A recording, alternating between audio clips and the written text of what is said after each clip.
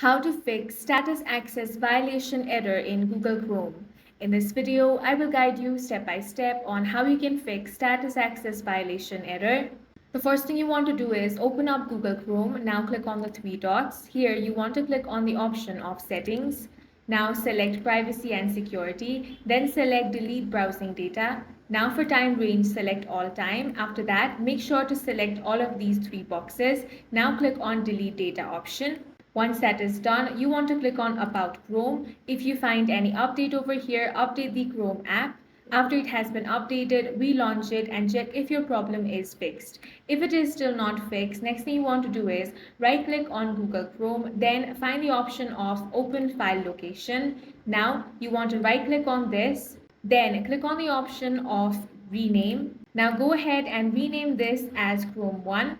Once that is done, launch Open Chrome and check if your problem is fixed. If it is still not fixed, click on the search bar and here search Windows Memory Diagnostic.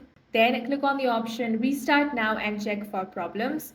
After your PC is restarted and it detects any problem, your issue will be fixed. And that's all for this video. If you found it useful, make sure to hit the like button and subscribe for more videos like this.